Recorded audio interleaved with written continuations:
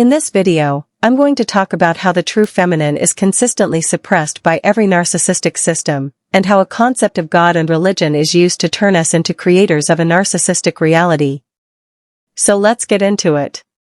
Narcissistic consciousness is fully aware of the power held within humane, source-aligned consciousness and energy. To maintain its illusion, it must constantly manage and suppress this energy, ensuring it doesn't break free or disrupt the narcissistic reality. For the illusion to continue existing, there must be an almost equal presence of humane energy, not to liberate it, but to fuel and sustain the system. That's why narcissistic systems cultivate just enough humane energy to keep the structure alive, while simultaneously deploying handlers to regulate the ratio of humane to narcissistic energy. This balance is often maintained by playing two arms of narcissistic energy against each other, one painted black, the other painted white. We often believe that there are two opposing forces at play, one good, one evil. We think one institution is nurturing humane energy, while the other is trying to destroy or distort it. But this is a deception. In truth, both sides are part of the same narcissistic system, working together to maintain a specific balance of narcissistic and source-aligned, humane, consciousness. This balance is not meant to free us, it's meant to stabilize the narcissistic illusion at a certain level of manifestation. There are different levels of this manifestation. In some places, like so-called free societies, the narcissistic reality is more covert, subtle, and harder to detect. In others, like under communism or during times of war, the same narcissistic structures become fully visible, physical, and undeniable. What remains hidden and unmanifested in one environment becomes fully revealed in another. The difference is not in the system itself, but in how far it is chosen to manifest. What's crucial to understand is that we, as a collective, are the true creators of reality. Even the most destructive systems or events only come into existence because our energy is used to bring them to life. We are incredibly powerful. And it's not even about what we do, it's about how we feel, think, and focus our attention. Narcissistic consciousness can't create on its own. All it can do is offer us a blueprint, an idea, an image, or a suggestion. But it's us who take that blueprint and bring it into form through our thoughts, words, actions, and especially emotions. Once the emotional charge is strong enough, it bursts into manifestation. So when we see war, disaster, or oppression in the world, we must understand, these realities are manufactured by narcissistic consciousness, but created by us. Not because we want them, but because we've been conditioned, from birth or even before, to channel our energy without knowing it. That's why these systems start manipulating us so early, because they need our unconscious creative force. If we remain unaware, our energy is harvested and redirected to build realities we would never consciously choose. And in narcissistic environments, especially when we are enmeshed in narcissistic dynamics, our creations are often hijacked. We might not even see the consequences of what we're creating, because the system masks them or manifests them elsewhere. This is why awareness is everything. When we stop creating on autopilot, we become free to manifest something entirely different, something truly aligned with life, not illusion. From the moment we are born, or even conceived, we are deceived into accepting a false version of reality as the truth. We've been conditioned to believe in a world that isn't ours.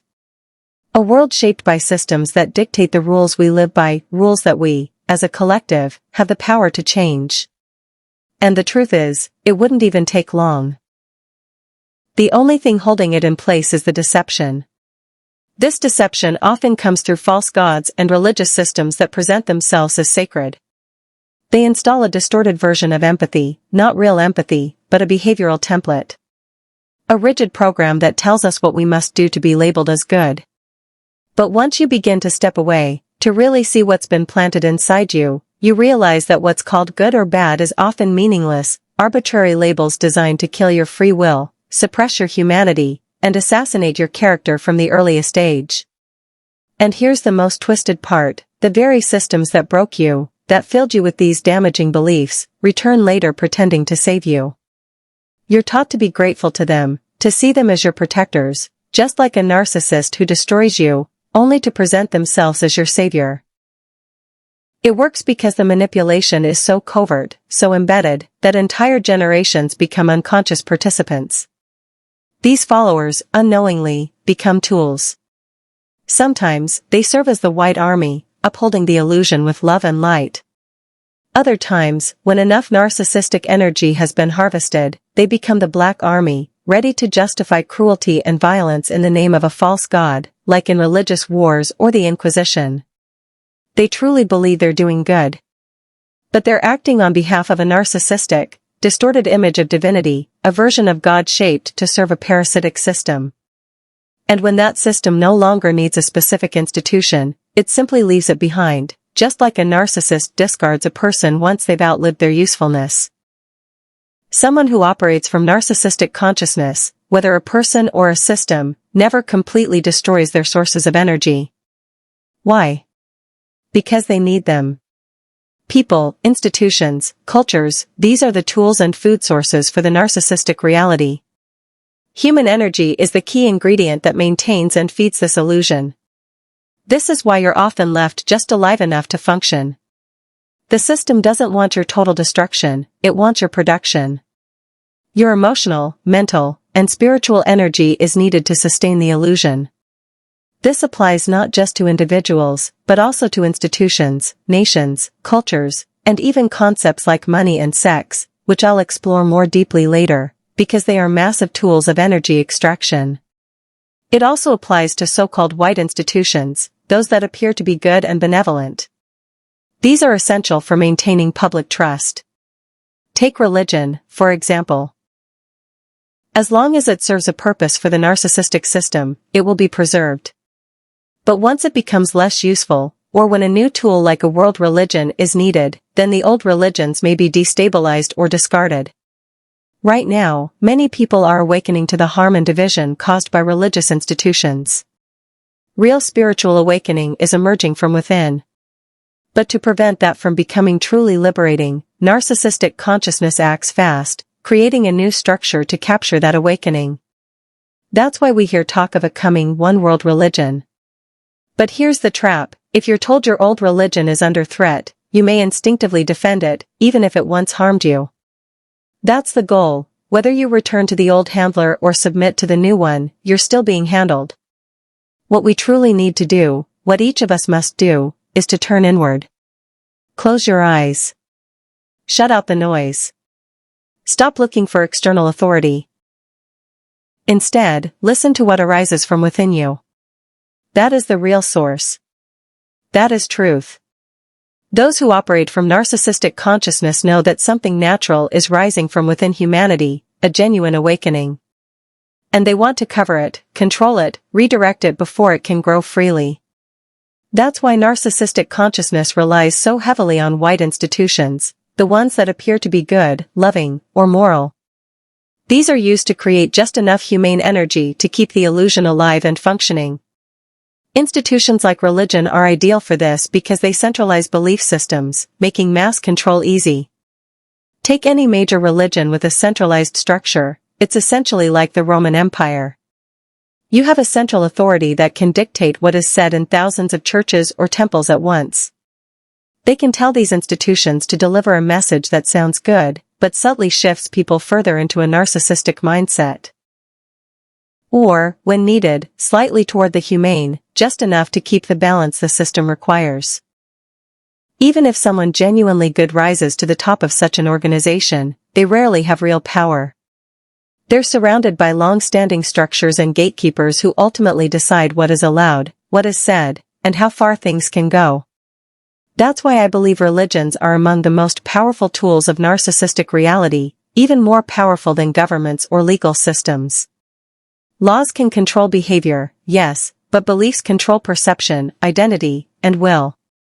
A belief is stronger than a law. If the belief system tells you something is wrong or shameful, it doesn't matter whether it's legal, the internal handbrake is already in place. And across nearly every religion, you will find a common thread: the suppression of women.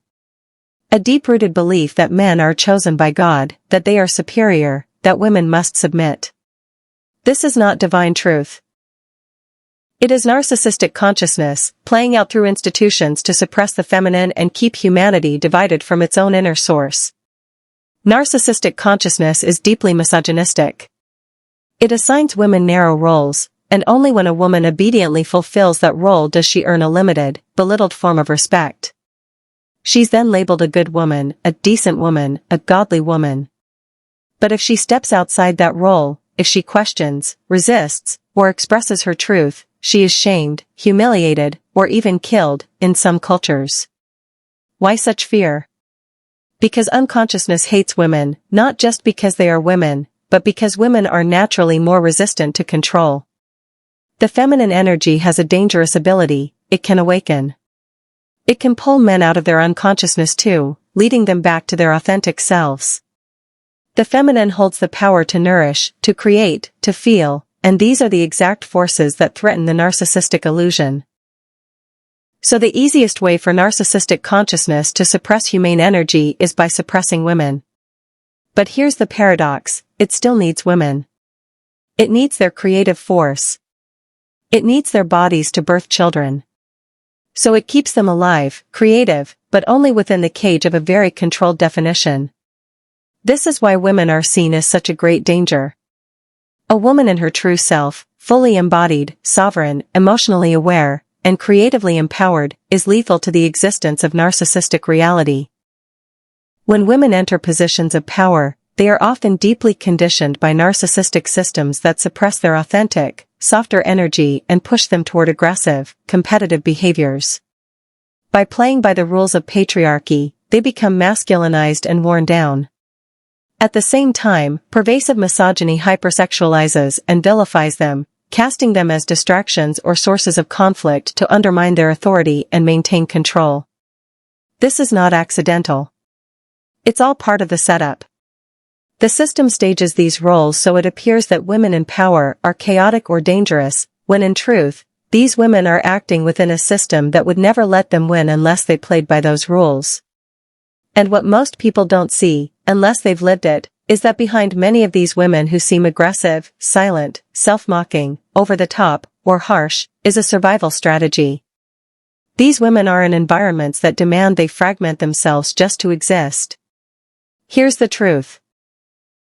If you're dealing with narcissistic consciousness or a narcissist, they will not let you be fully yourself or have real power. Period. That's just how the system works. It will block you at every turn.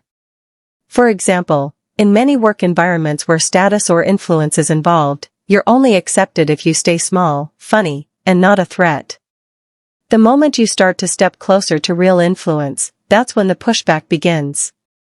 You quickly learn that to be treated well, you must keep yourself belittled, minimized, and obedient. But the moment another woman enters the scene, everything changes, because this isn't really about women. It's about how narcissistic systems operate. Two women together pose a potential threat because they could support each other, combine their power, and influence reality creation. That's why the system works so hard to turn women against each other, to keep them divided, suspicious, and fighting.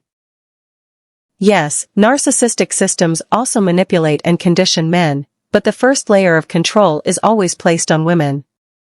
Women hold more power in terms of humane energy and have a greater capacity to awaken and even heal men. Because of this, women must be buried under an extra heavy layer of shame, guilt, humiliation, and scapegoating.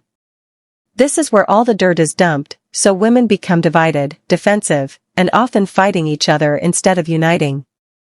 And the stronger the woman's power, the harder she must be broken and controlled to keep the system intact. An incredibly powerful tool used against women, and against all of us, is history. We tend to believe history is real, that it's an objective record of the past. But once you start questioning and stop feeding energy into the narcissistic system, you begin to see that what we call history is mostly a collection of narcissistic stories, stories that are often false, incomplete, or just selective glimpses of truth, carefully crafted to build a completely fake image of reality. Think about it, who wrote history? Almost always, it's been the elite, male, misogynistic perspective that controls what story gets told. This version of history is designed specifically to handle, to control, the image of the feminine. And it's not really against men, it's about control for everyone. It's a system that shapes an image of humanity, deciding who gets to speak, who gets to write, and whose stories are allowed to exist. The truth? It's often cryptic, hidden beneath layers of censorship and manipulation. If anyone tries to tell the truth outright, it gets censored, just like today, only the control is not yet as fully visible. So if you want to survive and awaken in this world, you need to be like a wolf, operating in code, in clues, in cryptic messages that help others see beyond the surface without drawing too much attention. While I talk a lot about women here, this is just the first layer. History is a tool of control for all of us, shaping the reality we believe and live by. There is a whole onion of layers of handlers, control, and suppression. It's always about the powerful being suppressed by the less powerful in terms of true self-awakening potential. The heart is handled by the brain. The subconscious is handled by the conscious mind. Our many energies and senses are handled by just the 5 physical senses. Women are handled by men, that's a major gender dynamic. Then, within that, men who are more awake, more themselves, get handled by both men and women who are still controlled by narcissistic consciousness and conditioned beliefs. The same goes for spirituality, it's handled by religions. Those who break from family systems get handled by music, movies, religions, institutions, sects, criminal groups, and consciousness agents everywhere. Why? Because breaking free means awakening. Awakening threatens the entire narcissistic reality, and that is dangerous to the system's survival. We live in a world of handling machines, energy structures that catch everything trying to escape and pull it back in. When you stop feeding the illusions start to crumble. And over time, the truth becomes jaw-dropping. The most fascinating part? We all know this deep down, even while we keep feeding the system. Feeding these systems, through the energy of our own bodies and the energy of others, is essentially energy cannibalism. It makes us temporarily blind. To escape this blindness, we use addictions, media, cigarettes, alcohol, movies, games, books, distractions of all kinds, to avoid truly seeing what's in front of us. Because if we really acknowledge the truth, that the system's command to love people, be loyal no matter what, never leave is a lie, the illusion shatters completely. Then we see that these people we're told to love are often tools of torture, used against us and each other. And they don't even know it, they're blinded too. Within this narcissistic reality, all of this makes sense. It's justified. If you leave these systems, you'll recognize that you once played your part, even when you didn't want to. And the more you stop feeding the illusion, the more you'll see your own complicity. This process is deeply humbling, but it also opens the door to true compassion. Compassion for yourself, and for everyone else still caught in the system. Because to buy into this system, the demand to love people no matter what and stay loyal, you must be dragged by the illusion. You must be blinded. And when you finally stop, you see clearly, these people have hurt you all along. It's all parasitic, and what you start to see is that we are all just bots, constantly run by emotional charges programmed into us. We're part of a narcissistic electric circuit, and this narcissistic energy powers the reality and systems around us. We're devices within the system, producing the very current that keeps us connected to it. We must be rubbed emotionally against each other to generate this charge. This charge can't exist without us producing it, and it's constantly recreated through programming, through media, religions, cultures, and people around us. Then, we feel this charge, but it doesn't feel like ours. So we try to shake it off, only to pass it on to someone else who's trying to shake it off as well. It becomes a self-sustaining cycle. You have to lie to yourself, numb yourself, or become emotionally charged just to survive in this system. The energy produced by emotions like guilt, shame, and fear is so powerful it must be sustained. And who planted those emotions in you most? Religions, through your parents, who were themselves programmed by their parents, tools in the hands of the system, convinced they were doing the right thing. These rules, how to be a good person, start to make sense when you're trapped in the system because you don't want to hurt those around you. But when you begin to see clearly, you realize none of that makes sense. The false self you think is you was created by the very handlers who now keep you obedient, suppressing your natural protective mechanisms. The narcissistic cycle continues until you're pushed out, thrown out of the system, and begin to see yourself and the world from a distance. Then you realize none of that charge was truly yours. And as you step away, you need no handlers, because you have less and less of that artificial charge. You become a naturally humane human being, seeing that the world around you is a false, inverted, distorted reality. A reality designed either to pull you back in or neutralize and liquidate you, so others don't wake up, so the system doesn't collapse.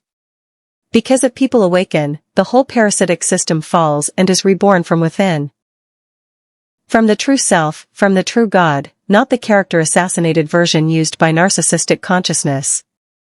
This false God is a masculine architect of reality, suppressing the true self through suppressing women and building the illusion of male superiority. But energy, life, is the expression of all beings equally, including you. You are an expression of God. Any external God concept is a false God. The true source is within you. Narcissistic consciousness deceives you to keep you from stepping into your true self, from turning inward, and from recognizing that you are the divine expression. Through this, it suppresses the soul, the source itself, covertly convincing you this is what God wants. So you become a tool used to suppress the divine. That's it for today. Thank you for listening, and I'll see you next time.